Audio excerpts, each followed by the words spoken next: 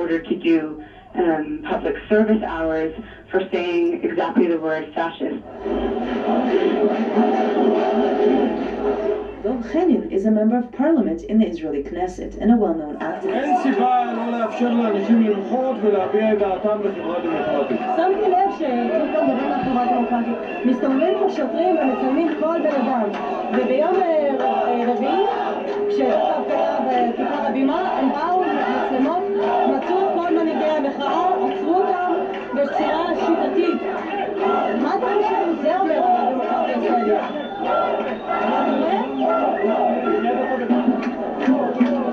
לזה בדיוק אני מתכוונת. התנהלות של משטרה שעוצרת באופן שרירותי פעילים של מחאה פוליטית או חברתית איננה מתאימה למדינה דמוקרטית. For the Real News, I'm Leah Tartakovsky in Tel Aviv. So the Real News is, can you tell about this channel? It's an alternative network, independent alternative media. I don't know who's sponsoring them, but they're basically they try to cover like the real news, meaning what they claim is really going on. She's a Canadian, Israeli, Russian, Jewish journalist. I think right now she's in Canada. Her name is Leah Tartakovsky.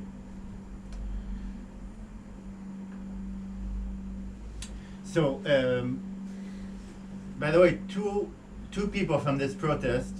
This woman ended up becoming a filmmaker in Israel, but two other people went on to become members of parliament. So at least they got a job from this. So it pays off if you protest, right? Okay, so we're almost done. Now I'm just going to talk about the gas issue. The interesting thing, as I said, so throughout the time there was almost like over all these decades, from 1948 until recently, there haven't been major protests like the ones we saw. The next time when such a major protest erupted, on social issues, that is, on social and economic issues, because the country was focused on security and peace process and other things. Basically, there was they discovered 10 trillion of cubic feet of natural gas in the Mediterranean, which could last Israel for 130 years. And there were two companies, Naval Energy and Delek Group, who were given a monopoly to extract the gas. And actually, U.S. is also heavily involved because the U.S. ambassador went to the government to discuss this, and also Kerry and Clinton were also involved in it. But basically, what happened was that when Israelis realized that there's so much gas in the Mediterranean, and right now there's a deal between Israel, Cyprus, and Greece about this issue. But when they realized that there's so much oil, so much gas available, so close to their area, they were shocked because they always thought that they were kind of impoverished when it comes to gas, and Saudi Arabia and Qatar and Oman are wealthy with that. And then they say, why don't we nationalize it? Why don't we divide the revenues within us? I mean, if it could last for 130 years, and it's a lot of gas. So that's when they got very involved in protesting in 2015. Let's see if we have a video here. Yeah, okay, we can watch a video or two.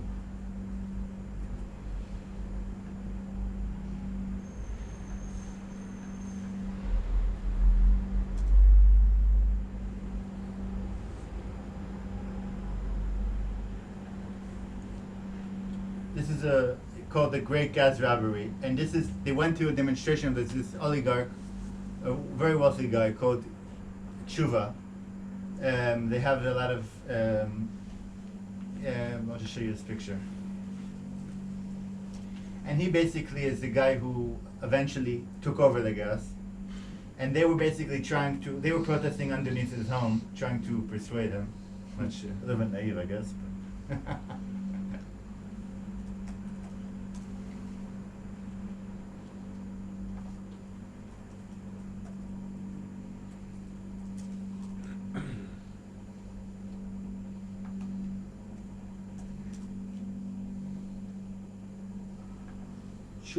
Tshuva, yeah.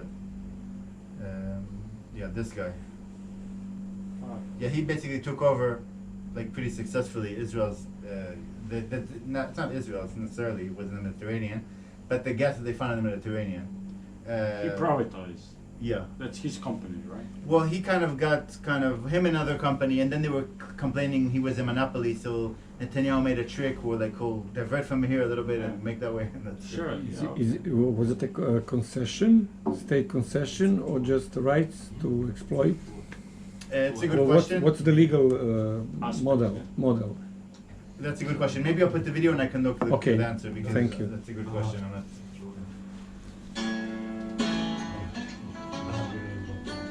300,000 שקל מהכיס שלך, אדוני? זה מה שיקרה אם הממשלה תסכים לייצוא הגז.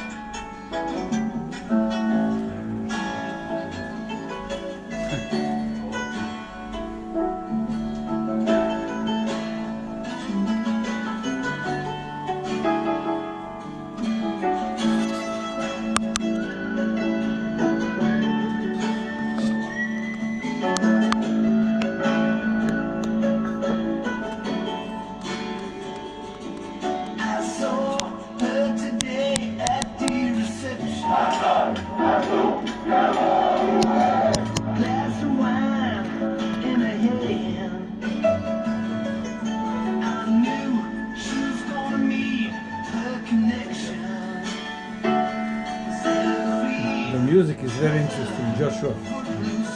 It's very interesting music. Rolling Stones. Get what you want.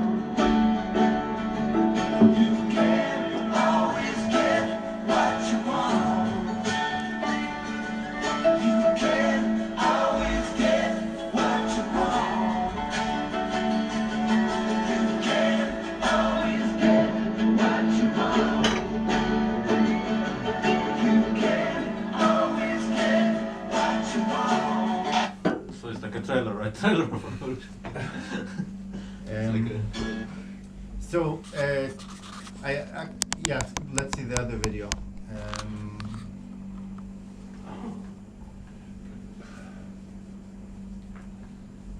But can I ask a question, because I just mentioned this kind of not by chance.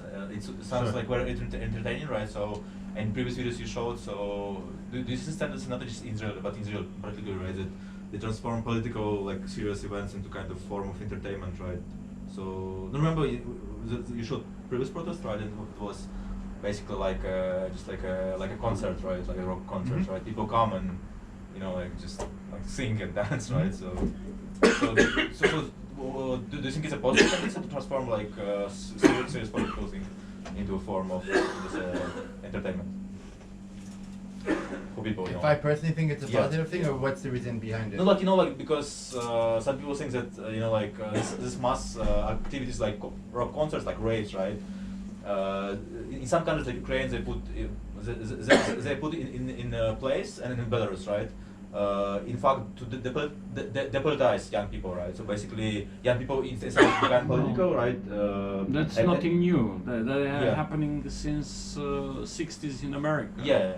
Right. So the government knows how to control the masses through what they Yeah. love the most. Through mass like concerts. So that's why when the division in rock and roll business actually came, Yeah. like those who didn't collaborate, they were like put on a back shelf or exterminated, and those who collaborate, and on the end you have all these rock bands doing private concerts for premiers and presidents.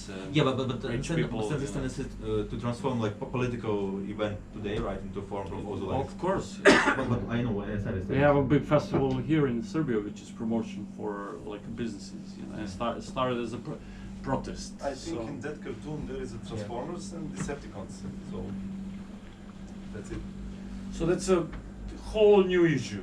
Next time, Okay. let Okay, Josh sorry, finish okay, with sorry. his. So your question is it effective? I just saw a movie. No, I mean, in that sense, so you showed a previous video, political demonstration where like activists were eventually like arrested by Yeah, police, I right? understand, yeah. And then before this woman was speaking that basically for us it's like entertainment, right? We come, dance and all this. Right? Okay. So I just saw. because personally for me, like like politics should not be entertainment. Politics is a serious thing, right? So No, not necessarily. I just saw a picture from the protests in the U.S.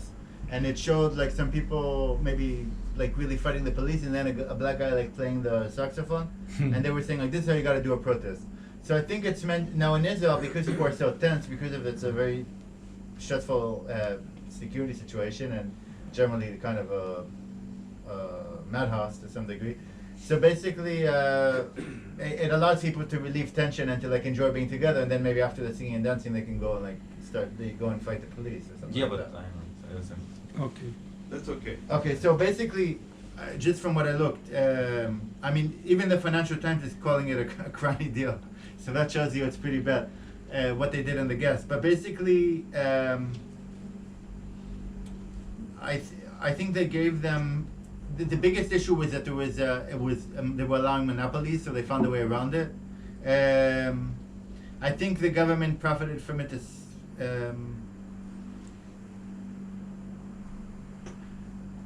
so some form of lower gas prices are provided to the public, but in compensation really, for the yes, and maybe lower taxes, but really I think very small in comparison to what it could have been if they would nationalize it.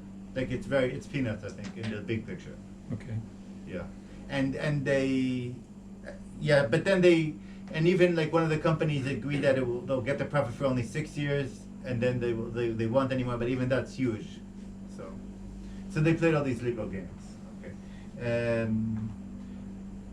There's one other video, last video, and then I'll just talk very quickly about. Okay, yeah, just one last video, short. What time is it? How much time do I have left? 1 minute? Another 2 minutes? 15 minutes, and that will make 2 hours, which is delighted, you know. But we want to keep it in 2 hours. Yeah. And after that, we can keep talking. Yeah, sure. You know, privately. So this is just a video which shows what they could have done with the gas money if it wasn't the way it was. It's like a comics. It's 1 minute long. Yeah.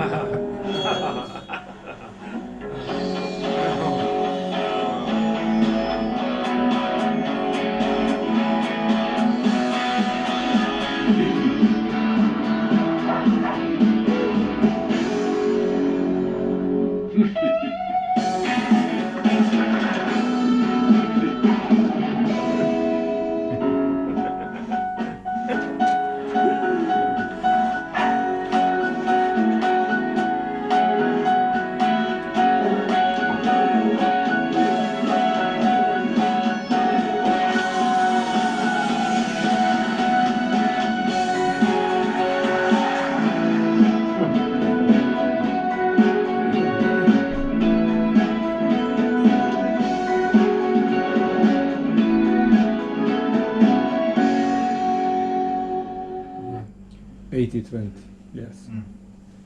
So, yeah, exactly. Okay.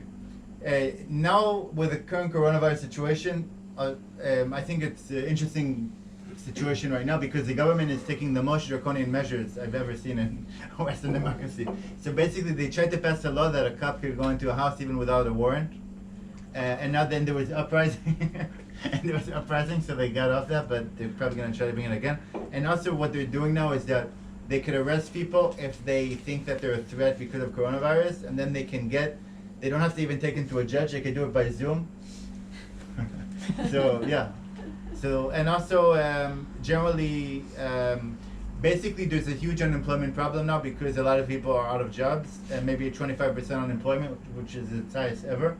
And what they're saying now is that a lot of them could just work in basically spying on other citizens who is not wearing a mask. Oh, wow. So I think it's an interesting period to be in now with coronavirus in Israel because it has a very strong dramatic economic effect. The ground is ripe for major social upheaval, but at the same time repression is stronger than ever. Anyway, thank you so much for listening. If you have any last questions, I could answer, but this was really long. Yeah. Just, is it really like a proper job? Like you just call this guy's not wearing a mask and you get money for that? For what? I mean, Yeah, that's the idea that they're saying. Yeah, that's what they're saying. Yeah. Wow. Yeah, because they have to give them employment in some way, and that's So the idea it's they're like- running now. Yeah. Because basically, people are being encouraged to spy now on their neighbors or Like Stalinism, right? You What? call, yeah, like Stalinism, you call Yeah. your neighbor, right? So.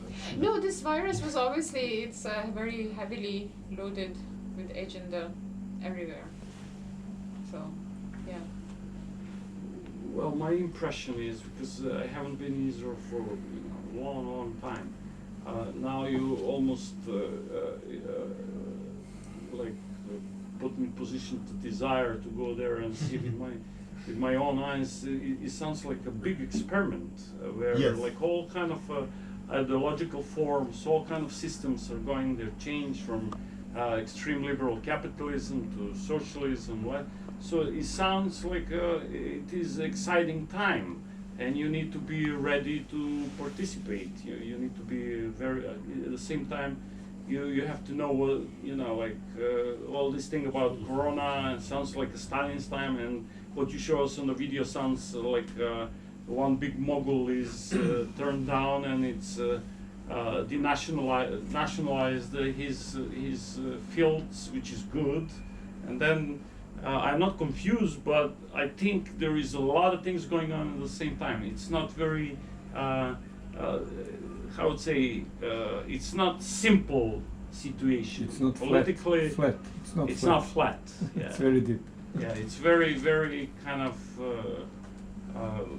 transforming. You said transformation after transformation.